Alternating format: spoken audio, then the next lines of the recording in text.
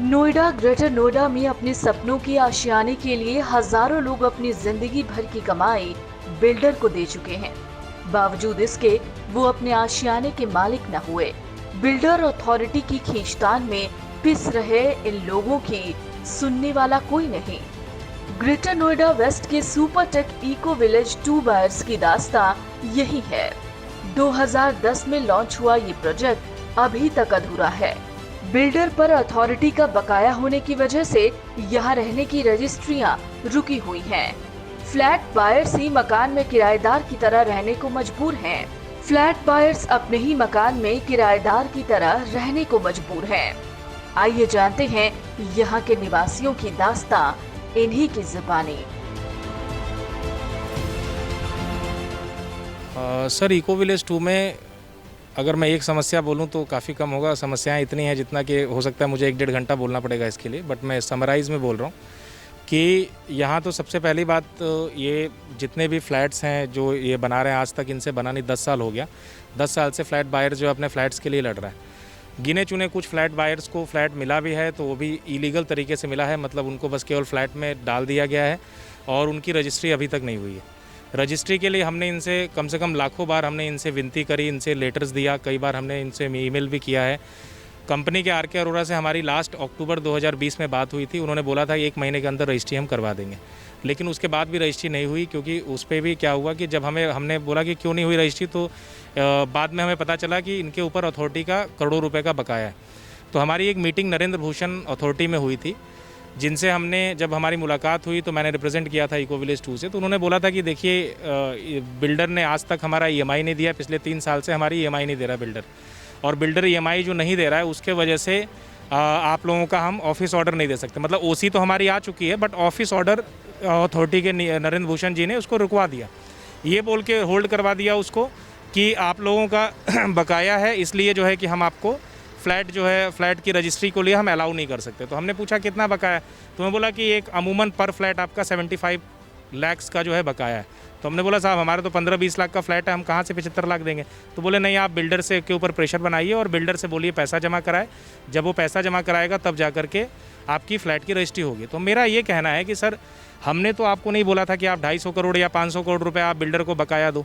आपने क्यों दिया बकाया? और हमने तो अपना ईएमआई अपना बैंकों से आज हम 12% का ब्याज भर रहे हैं, और ब्याज भरने के बाद भी आज हम अपने फ्लैट की रजिस्ट्री के लिए हम वंचित हैं और रजिस्ट्री नहीं हो पा रही है। आप यहाँ पे देखिए इतने सारे फ्लैट्स हैं, इसमें प्रोजेक्ट्स में इनके पास काम करने के लिए मटेरियल्स नहीं है। ये लोग जब भी जाके बोलिए तो ये क्या बोलते हैं कि हमारे पास जो है कि सामान नहीं है, हम कहाँ से आपका फ्लैट रेडी करें। तो इसमें अब हम क्या करें? हमने तो अपना जीवन भर की कमाई लगा दी और आज हमें हमारा फ्लैट नहीं मिल रहा है। तो ये पूरी तरीके से इवन मैं आपको बताऊं, सांसद विधायक सबसे हमने मुलाकात करी है, सबसे हमने ये इसके सबको सब लोग इससे अवेयर हैं, लेकिन कोई भी हमारे को सहयोग नहीं मिल रहा है। सरकार की तरफ से भी हमें कोई मदद नहीं मिली। ठीक है अनुपम जी, और भी रेजिडेंट्स हमारे साथ हैं, उनसे भी हम बात करेंगे कि ये फ्लैट की रजिस्ट्री के अलावा भी जो यहाँ पर प्रॉब्लम है उनके बारे में हम जानते हैं। क्या नाम है आपका? मेरा नाम सत्येंद्र है जी। और मैं B11 में रहता हूँ, 601 में। और अभी उसको 1 साल हो गया है टावर में पोजीशन मुझे मिली है, लेकिन वो प्रॉपर पोजीशन नहीं मिला है। उन्होंने बस केवल दे दिया है फ्लैट कि आप रहिए, ना ही उसमें प्रॉपर लिफ्ट है। कभी भी लिफ्ट ख़राब हो जाती है, पूरे दिन बंद रहती है। बेसमेंट भी इन्होंने क्लीन नहीं किया हुआ है। जो सीवीज का लाइन होता है वो प्रॉपर ऐसे ही प्रॉपर फिटिंग नहीं है, केवल सीधा पाइप को ओपन कर रखा है इन्होंने नीचे, तो पूरा गंदा पड़ा हुआ है। और ऐसे कोरोना पेंडेमिक में अगर हम इस तरीके के गंदे इन्वायरमेंट में अगर रहेंगे तो क्या असर पड़ेगा वहाँ पे जो लोग रह रहे हैं। तो इस तरह काफ़ी, एक तो यही इशू है, प्लस सिक्योरिटी से मतलब कि बिल्डिंग का कोई मेंटेनेंस नहीं है, उसमें कहीं पे लाइट जल रही नहीं जल रही है। तो ऐसे काफ़ी सारे इश्यूज़ हैं। और एक तो रजिस्ट्री का मुद्दा है ही ये, क्योंकि बिना रजिस्ट्री के हम लोग रह रहे हैं, तो पता नहीं कि गवर्नमेंट कब क्या एक्शन ले ले हम लोगों पे और हम लोग बेघर हो जाएं। तो रजिस्ट्री का तो सबसे बड़ा मुद्दा है कि रजिस्ट्री हम लोगों की होनी चाहिए। और क्या प्रॉब्लम्स हैं सोसाइटी में जो आपको लगती हैं, जिनका बार बार शिकायत करने के बाद भी जब बिल्डर द्वारा या अथॉरिटी द्वारा कोई समाधान नहीं किया जा रहा? देखो प्रॉब्लम तो बहुत सारी है, लेकिन मैं रजिस्ट्री से ही शुरू करूँगा, क्योंकि रजिस्ट्री एक ऐसा मुद्दा हो गया है जिसकी वजह से आज की डेट में हर कोई परेशान है। मैं पिछले 4 साल से ऊपर हो गया मुझे यहाँ पर शिफ्ट हुए हुए। मैं सुपर टैक को जो रजिस्ट्री का स्टाम्प ड्यूटी का जो अमाउंट होता है उसका पूरा चेक बना करके दे के आया था in the month of March 2017 में कि आपकी 31 मार्च या इस तरह 2-3 महीने का डेट दिया था कि आपकी रजिस्ट्री हो जाएगी। अब इस तरह से ही करते करते हर क्वार्टर, इस क्वार्टर के एंड पे, इस क्वार्टर के एंड पे, इस क्वार्टर के एंड पे आपकी रजिस्ट्री हो जाएगी। आज 4 साल से ऊपर सर करीब 12 टावर है, जो 12 टावर है, 12 टावर की रजिस्ट्री नहीं, जिसमें 12 टावर में लोग रह रहे हैं। 12 टावर में लोग रह रहे हैं जिनकी रजिस्ट्री नहीं हुई है। मैं इंडिया बुल से मेरा होम लोन चल रहा, 12% का इंटरेस्ट पे कर रहा हूँ मैं, बिकॉज ऑफ मैं फरवरी 2017 में मैंने लोन लिया था 240 EMI का, और आप यकीन करिए लास्ट ईयर जब मैंने स्टेटमेंट निकाला 242 EMI थी 4 साल पे करने के बाद भी। तो ऐसे तो मैं अपने बच्चों को पुश्तों में दे के जाऊँगा विरासत में EMI, कैसे उतर पाएंगे? 12.5% करने के बाद 200 आप देख लो, 202 और बढ़ गई मेरी, जबकि मैं 4 साल पे कर चुका विदाउट एनी बाउंसिंग। तो कैसे जिएंगे? सुपर टैक के पास जाते हैं, सुपर टैक हमको खाली एक बंदे को बैठा रखा, कौन उनका भल्ला भल्ला, वो रिप्रेजेंटेशन करता है वहाँ पर अथॉरिटी में। अब वो अथॉरिटी में बैठ कर के हाँ जी बस ये हो रहा, ये हो रहा। भल्ला अरोड़ा साहब ने हमको राइट खुद जूम कॉल पे बोला था कंफर्मेशन कि आपका सितंबर 2020 से रजिस्ट्री स्टार्ट हो जाएगा। और वो पता नहीं ऑक्यूपेंसी सर्टिफिकेट कैसे जुगाड़बाजी से लेकर के आए, 2 महीने बाद उसको उन्होंने रिवोक कर दिया कि आपके 250 करोड़ रुपए पेंडिंग है। 250 करोड़ रुपए अथॉरिटी वाले हमसे मांगते हैं कि आप हमें दो तो हम रजिस्ट्री कर देंगे। अरे कहाँ से देंगे 250 करोड़ रुपए हम लोग? तो इतने सारे इशू है, सुपर टैक क्या, अथॉरिटी क्या, नेक्सस बना हुआ है, कैसे करेंगे हम लोग? कई टावर यहाँ पर अभी हम देख रहे हैं बने हुए नहीं है, कंप्लीट नहीं है। कब से पेंडिंग पड़े हुए हैं और कब तक इनको कंप्लीट होना था? सर देखिए, जो टावर का काम होल्ड पे रखा हुआ है ये तो बहुत टाइम से है। यहाँ पे इन्होंने टावर, जो बने हुए टावर है जिनको डिलीवर कर चुके हैं, अभी तक अगर उनको भी देखा जाए तो उनके अंदर भी चीज़ें पूरी तरह से नहीं है। जिनमें फ्लैट में ऑक्यूपेंसी हो गई है, जहाँ पे लोग रह रहे हैं, उनको भी अभी तक पार्किंग प्रॉपर तरीके से दी नहीं गई है। अगर बिल्डिंग मटेरियल क्वालिटी की बात करूँ तो बहुत ही बेकार है, वो भी ठीक नहीं है। रजिस्ट्री नहीं हो रही है इस सोसाइटी के अंदर, ये भी एक इशू है। इसके अलावा और भी बहुत सारी चीज़ें हैं जहाँ पे काफ़ी ज़्यादा लैग है। जिस तरीके से कमिटमेंट की गई थी उस हिसाब से कुछ भी फुलफ़िल नहीं किया गया है। अगर आप पार्क का साइज़ भी देखें, जो बोला गया था उससे बहुत कम दिया गया है। तो ऐसे बहुत सारी चीज़ें हैं जहाँ पे हमें कोई भी सपोर्ट नहीं मिल रहा बिल्डर की साइड से। तो ये सबसे पहला मुद्दा जो है हमारा रजिस्ट्री का है। अगर वो जल्दी से जल्दी पूरा किया जाए तो वो जो सबसे ज़्यादा बेटर रहेगा, और इसके लिए हम काफ़ी टाइम से फ़ाइट कर रहे हैं और हम आगे भी इस चीज़ को लेके बोलते जाएंगे जब तक ये चीज़ें हमारी पूरी नहीं होंगी।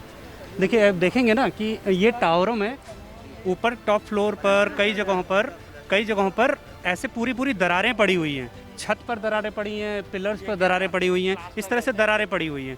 तो काम तो ढंग का हुआ नहीं है। अब काम ढंग का नहीं हुआ, उसके बावजूद हमारी मांग ये है कि भाई जो हमें फ्लैट आपने दे दिया है, किसी तरह से मिल गया है, तो कम से कम उसकी रजिस्ट्री तो करा दें। रजिस्ट्री कराने के लिए जब भी इनके अधिकारियों से बोलते हैं तो वो कहते हैं ठीक है हो जाएगा। लेकिन एक दो बार हम लोगों ने किया कि MD को बुला ले, RK अरोड़ा से बात हुई, RK अरोड़ा कहते हैं कि ठीक है 1 महीने बाद आपकी चालू हो जाएगी। अब जब कंपनी के MD की बात का कोई भरोसा नहीं है, जब उसकी बात में दम नहीं है, तो फिर और किसी से बात करने का क्या मतलब है? कोई भी उसको नहीं कर पा रहा है, हमारी रजिस्ट्री कोई नहीं कर पा रहा है। तो हमारा सबसे मेन मुद्दा वही है कि आज भी अगर हमारी रजिस्ट्री हो जाती है तो आप देखेंगे हम सभी लोग जो भी यहाँ आए हैं, जो ज़्यादातर दिल्ली की इलीगल कॉलोनी से आए हैं, और यहाँ पर भी एक इलीगल रेजिडेंट की तरह ही रह रहे हैं। जब तक रजिस्ट्री नहीं है तब तक हम इलीगल रेजिडेंट की तरह यहाँ पर रह रहे हैं। और इस बात को सुपरटेक नहीं समझता है और ना ही अथॉरिटी समझती है। अथॉरिटी का कहना है कि आप सुपरटेक से पैसा ला के दो। भाई हमने अपना 20, 25, 30 लाख रुपए जो भी देना था फ्लैट के, वो हम सुपरटेक को दे चुके हैं। अगर हमारे पास 75 लाख रुपए होता तो हम सुपरटेक में नहीं लेते ना। सुपरटेक का एक फ्लैट का 75 लाख रुपए बचा हुआ। अब 75 लाख का अगर हमें फ्लैट लेना होता तो हम किसी दूसरे बिल्डर के पास लेते, बढ़िया बिल्डर के पास लेते, जिसकी रजिस्ट्री हाथों हाथ होती। 4.5 साल हो गए हैं गवर्नमेंट को, और जब गवर्नमेंट उत्तर प्रदेश में चेंज हुई थी, योगी गवर्नमेंट आई थी, तो ऐसा कहा गया था कि अब शायद बायर्स को ग्रेटर नोएडा में राहत मिलेगी और एक जो एटमॉस्फेयर यहाँ बना हुआ था वो चेंज होगा। क्योंकि पूर्ववर्ती जो सरकार थी उनके ऊपर इल्ज़ाम लगे कि मायावती की सरकार थी या अखिलेश की सरकार थी, उसको लेकर बिल्डर और बायर्स में सेटिंग्स का जो मामला था। क्या ये सरकार आने के बाद 4.5 साल में भी किसी भी तरीके का कोई आप लोगों को रिलीफ कहीं से नहीं मिला? देखिए, अधिकारी तो कमोबेश वही हैं, तो काम अधिकारियों को करना है, अथॉरिटी वही है।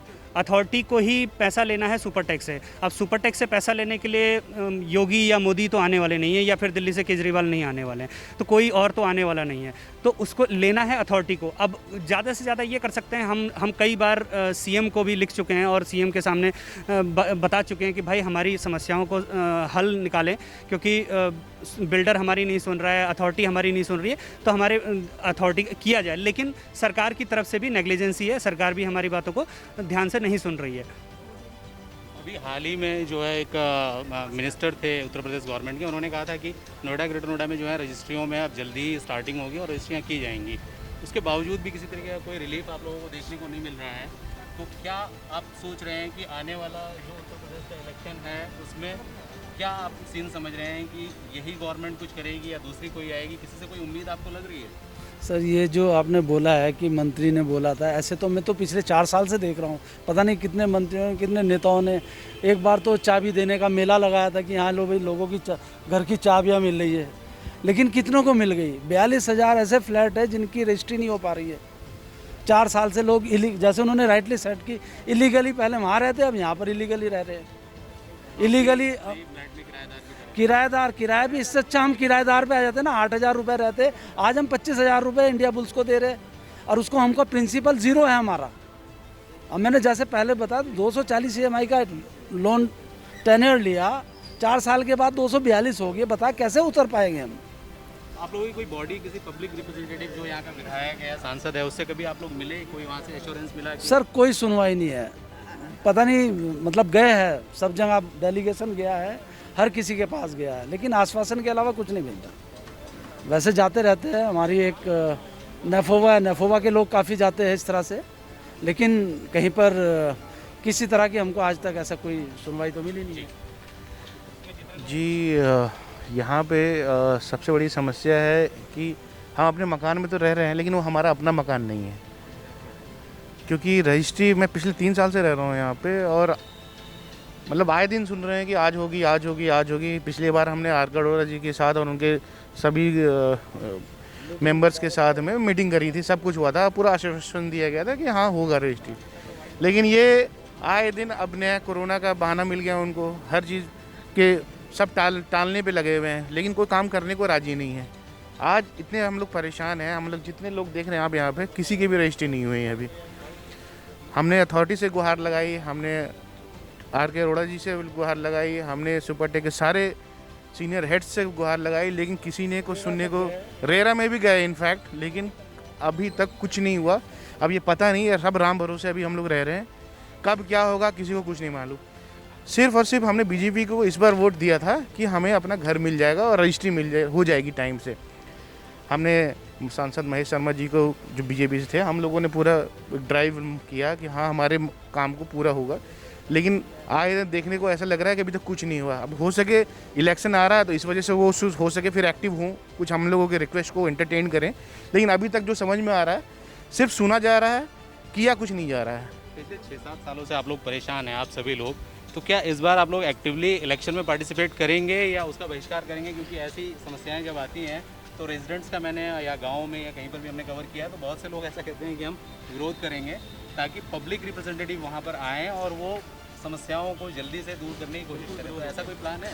देखिए, बहिष्कार भी मेरे हिसाब से कोई एक सही नहीं है, क्योंकि है नहीं। हम क्या है, हम अपने मत को नहीं काट सकते। हमें मालूम है अगर ये गवर्नमेंट नहीं है तो कोई दूसरी गवर्नमेंट आएगी, या जो भी गवर्नमेंट आएगी, एटलीस्ट वो हमारे एक्सपेक्टेशन को समझे एज ए बायर। हमारी जो रिक्वेस्ट है, हमारा पेन है, जो हम दर्द इतने सालों से झेल रहे हैं, लेकिन उसका निवारण देने के लिए कोई नहीं आया है।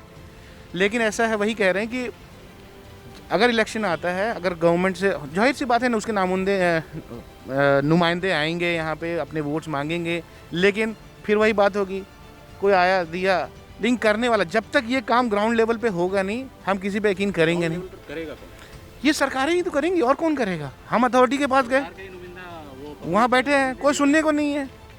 लेकिन तो हम इसी आप लोगों के चैनल के माध्यम से हम लोग अपनी आवाज़ लेके जाना चाहते हैं दोबारा, ताकि उनके कानों में जू तक तो रहेंगे। कौन आएगा बताओ? अब जब तक हम अपने इतने परेशान हैं, इतने सालों से रह रहे हैं, हमारा अपना मकान अपना नहीं है, नहीं तो ये मकान में हम लोग रहते हैं क्या? आप बताओ। आए दिन आज आप किसी भी बायर के पास चले जाओ, वो बोलेगा नहीं भैया पहले मैं रजिस्ट्री कराऊंगा, उस रजिस्ट्रेशन हो रखी होगी तो ही मैं घर लूँगा, चाबी लूँगा। लेकिन अब कोई अभी है नहीं। अब हम लोग तो क्या है, अपने मकान में रह रहे हैं, किराया क्या एटलीस्ट किराया एटलीस्ट थोड़ा बहुत जो बढ़ रहा है, कितने भी किराया बढ़ रहा है यहाँ पे, कितना किराया 5,000 6,000 का किराया है, उससे कोई फ़र्क नहीं पड़ा। हम लोग 20-20 हज़ार रुपये EMI दे रहे हैं बैंक को। पिछले मैं 12 साल से EMI दे रहा हूँ, अब पता नहीं आगे कितने सालों तक दूंगा, पता नहीं। जब तक अब क्या है, जब तक रजिस्ट्री नहीं होगी कुछ हो ही नहीं पाएगा। तो आप ये कहना चाहते हो इससे बेहतर आप यहाँ पर किराए पर ले लेते? एग्जैक्टली, बिल्कुल बिल्कुल। आप हम लोगों के दर्द को आपने पूरी तरह से समझा है, तो हमें लगता है कि आप लोग के चुने चैनल के माध्यम से शायद कुछ आगे बात बढ़े, रजिस्ट्री का मुद्दा उठे। चाहेंगे कि हम लोग जितने पीड़ित लोग हैं, विक्टिम्स हैं, हमारे बातों को सुना जाए और इसको जल्दी से जल्दी इसको ख़त्म करा जाए। सर मैं यहीं इको 2 में ही रहता हूँ, B3 टावर में। रजिस्ट्री के लिए तो सबने ही बोल दिया यहाँ पे, बट मैं वैसे बेसिक चीज़ें भी बताना चाहता हूँ जो डेली बेसिस पे हम फेस करते हैं। Like the security point of view हो गया, ठीक है, बच्चों के खेलने से पर्पस, मतलब गार्ड का कुछ पता नहीं होता यहाँ पे, ठीक है, कुत्ते घूम रहे होते हैं यहाँ पे, कभी किसी को बाइट कर लेता, कुछ नहीं पता। गार्ड होते हैं, फैसिलिटीज़ के बंदे होते हैं, वो लड़ने को तैयार रहते हैं, लठ लेके खड़े रहते हैं, उनका सोल्यूशन क्या है, लठ निकालना, ठीक है। एक तो ये हो गया। दूसरा, जो हमारा जो अमाउंट जाता है मेंटेनेंस, हाँ मेंटेनेंस जो अमाउंट जाता है 3,000 रुपये, ठीक है, उसका कैलकुलेशन अगर निकालते हैं तो 50-60 लाख रुपए महीने का इस सोसाइटी से लेते हैं फैसिलिटीज़ वाले। बट उसका करते क्या है वो किसी को भी नहीं पता, वो पैसा कहाँ जाता है वो किसी को भी नहीं पता। और फैसिलिटीज़ जो प्रोवाइड कराते हैं वो बिल्कुल ज़ीरो। मेरे और भी फ्रेंड्स हैं यहाँ पे, आप उनसे भी पूछ सकते हैं कि क्या फैसिलिटीज़ मिलती है। लाइट जाती है, बच्चा अगर गलती से लिफ्ट में जा रहा था फंस जाएगा वो, और फंस जाएगा। पैनिक ऐसा होता है कि मतलब कभी कभार ऐसा होता है कि बेहोश हो जाते बच्चे। पार्किंग है, पार्किंग का कुछ नहीं पता, छत से पानी गिरती है, ठीक है, और नीचे कचरा फैला रहता है, कुत्ते भी वहीं आते हैं, उसी टायर पे जाके अपना वो कार्यक्रम करते हैं। कुछ नहीं है, कुछ नहीं है, कुछ भी नहीं है। सैनिटाइजेशन ये सब तो कहने की बात होती है। मैं भी इको विलेज 2 का निवासी हूँ और मैं भी B3 टावर में रहता हूँ। मेन प्रॉब्लम ये है कि देखिए यहाँ पे एक होता है कि प्रॉपर आपका बिल्डिंग कंप्लीट करके हैंडओवर दिया जाता है। अगर आप पीछे देखेंगे, ठीक है, किसी भी टावर में आप देखेंगे ये ना तो प्रॉपर इन लोगों ने प्लास्टर किया हुआ है, ना पेंट पुचारा किया हुआ है, ऐसे ही हैंडओवर कर दिया है। विदिन 2 ईयर्स सारे दीवार गिरना शुरू हो जाएंगे, गिर रहे हैं, मतलब अंदर से सारे लोग खुद ही ठीक करवा रहे हैं। नंबर 2, तो इनका जो बेसिक होता है एक पोजीशन के टाइम में कंप्लीट ओनरशिप इससे बिल्कुल कोसों दूर है Supertech eco village 2। Number 2, facility की बात जहाँ तक और हमारे मित्र लोग कह रहे थे, तो उसमें यह है कि आप देखेंगे गर्मी के दिनों में जब भीषण गर्मी होती है उस टाइम में ये लोग जानबूझ करके अपने मेन जो लाइट है, जो कनेक्शन है, वो ऑफ कर देते हैं और जनरेटर ऑन कर देते हैं। मतलब तो बाकी लोगों को क्या होता है, मान लीजिए आपने बैकअप लिया है 1 किलोवाट, तो उसमें आपका AC काम नहीं करेगा, तो उसमें लोगों को बाहर आना पड़ता है। फिर जब हम लोग इनसे चिल्लाते हैं, इनको बताते हैं कि भाई बाकी सोसाइटियों में कैसे लाइट है, आपके यहाँ नहीं है, तब जा कर के ये हो हल्ला करने के बाद में जब पब्लिक जमा होती है तब जा कर के ये जनरेटर ऑफ करते हैं, फिर back to main switch connection जो भी आपका इलेक्ट्रिसिटी कनेक्शन है उसमें वापस आते हैं। तो इलेक्ट्रिसिटी जानबूझकर काटी जाती है ताकि आपका मेंटेनेंस, हाँ, अगर आप बैकअप देखते हैं 27 रुपये पर यूनिट ये चार्ज करते हैं, 27 रुपये। आप ये देखिए अगर 2 घंटे भी चल गया जनरेटर तो कितना ज़्यादा अमाउंट ये कमा सकते हैं, वो भी जबकि जेन्युइन लाइट नहीं जाती है, इनका कमाने का जरिया है ये। और अगर आप इनसे और अगर आप जा कर के देखिए, इन लोगों ने जैसे बता रहे थे ये कि लठैत पाल रखे हैं, आप इनसे बहस नहीं कर सकते हैं क्योंकि हर किसी को फैमिली है, हम लोग यहाँ फैमिली के साथ रहते हैं, हम इनसे लड़ाई नहीं कर सकते हैं। आप ये देखिए, इधर दिखाइए कैमरा, ये जो नया बन रहा है इको विलेज 2, ये इनका क्लब बन रहा है। यहाँ पे रात के टाइम में ये लोग यहाँ ड्रिंकिंग करते हैं, नीचे गाड़ियाँ लगी रहती हैं, दारू पीते हैं। इनके जो भी कॉन्ट्रैक्टर्स हैं या जो भी और बिल्डर्स के पार्टनर्स जो भी होंगे, जैसे आपने क्या बोलते हैं वो प्रॉपर्टी डीलर्स या उनके ठेकेदार और ये सब, आप और तो और ये गेट के सामने शाम में आप आएंगे, गाड़ी के अंदर लोग दारू पीते हैं, ड्रिंक करते हैं यहाँ पे। फैसिलिटी के गेट के सामने लगा के ये मार्केट है यहाँ पे, यहीं पे गाड़ी लगा के गाड़ी में ड्रिंक करते हैं। फैसिलिटी के बंदे देखते भी हैं, कोई उनको बोलता नहीं। हम लोग कई बार ये बात बोल भी चुके हैं, आवाज़ उठा भी चुके हैं, लेकिन इसके ऊपर सिर्फ रफा दफा कर दिया जाता है, आगे से नहीं होगा। और वो प्रॉपर काम चलता रहता है। और प्रॉपर काम चलने के बाद दूसरी बात यह है कि हम भी यहाँ पर समथिंग 3 साल से रह रहे हैं, 3 साल के बाद हम लोगों को पोजीशन लेटर नहीं दिया गया था, हम लोग ज़बरदस्ती से लेटर लाए थे, क्योंकि हम लोगों को किराया भी देना पड़ रहा है, EMI भी देनी पड़ रही है, और उस तरह हम सोचे थे कि चलो अपने घर में जाएंगे तो हमें किराया नहीं देना पड़ रहा, हमारा किराया बच जाएगा। लिहाजा अब तक उसका कोई सलूशन नहीं हुआ, रजिस्ट्री का कोई सलूशन नहीं है। बहुत सारी बात हम लोग बोल चुके हैं, आवाज़ उठा चुके हैं, कोई सुनता नहीं है। अरोड़ा जी भी आते हैं बहुत, अभी तो 2 साल से देखा ही नहीं उनको कि वो आते ही कब हैं। बाकी जो मैनेजमेंट में वो अपना काम करते हैं, पर प्रॉपर तरीके से कोई काम नहीं है। जो हम लोगों को बिल्डिंग मिली है, घर मिला, उसमें प्लस्तर अभी 2 साल भी नहीं हुआ, झड़ना शुरू हो गया है। पानी लीकेज प्रॉपर रहता है, पानी का टैंक जो हम पानी पीते हैं, हाँ, पानी जो हम लोग पी रहे हैं उस प्रॉपर उस टैंक की कोई सफाई नहीं होती। हम लोग बहुत बार आवाज़ उठा, उसके ऊपर कोई प्रॉपर ढक्कन नहीं है कि जिसके अंदर छिपकली वगैरह, कीड़े मकोड़े, कबूतर कोई भी उसके अंदर गिरा पड़ा है, लेकिन कोई भी उसके अंदर सफाई नहीं है, प्रॉपर कोई सफाई नहीं है, ना उसके लिए कोई सुना जाता है। हम लोग फैसिलिटी में बोलते हैं, ना कोई फैसिलिटी में सुनता है। ये हम लोगों की प्रॉब्लम है। मेरा नाम नेहा है, नेहा केसरी, और हमारा F टावर में एक्चुअली फ्लैट है। और वैसे ही जैसे फॉल्स क्लेम्स इन्होंने किए थे कि 2015 तक दिल गिव, लेकिन कोई पोजेशन का अभी तो कोई सिचुएशन भी नहीं लग रही कि कुछ इम्प्रूवमेंट हो, कोई कंस्ट्रक्शन में कुछ हो।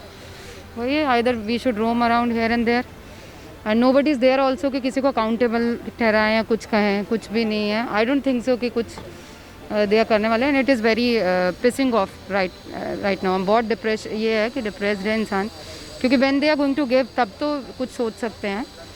तो आई गेस कि कुछ काम होना चाहिए इस बारे में, through media only, if they can hear us. Thank you. 2015 देने के लिए कहा था उन्होंने, बट अभी तक उन्होंने कुछ भी नहीं कर रहे हैं, ना देने के कुछ बता रहे हैं, ना उनकी तरफ से कोई भी रिस्पांस नहीं कि कब मिलेगा। और ऑलरेडी पहले 6 साल लेट हो चुके हैं।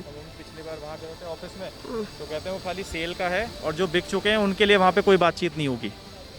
फिर हम वहाँ पे धक्के खाते रहे, फिर आश्वासन दे दिया कि 1.25 साल में हो जाएगा। चलिए मान सकते हैं कोरोना की वजह से 1 साल और चला गया, पर अब तो पूरा टाइम ही निकलता ही जा रहा है। हर बार आते हैं यहाँ पे यही हो रहा है, बस यहीं पे कोई काम ही नहीं चल रहा है। बिल्डिंग खड़ी है, कुछ भी काम नहीं हो रहा है। मैं 3 साल से कंटिन्यू 4 साल से आ रही हूँ, लगातार आ रहे हैं। एक भी काम, कुछ तो काम हो, कुछ भी काम नहीं हो रहा है। 5 साल से ऐसी बिल्डिंग खड़ी है, जब तक ये पोजीशन देंगे फ्लैट में रखने के लिए दिए हुए हैं। बस कुछ भी काम नहीं बस कर रहे हैं। मजदूर वहाँ पे अपने कपड़े सुखा रहे हैं,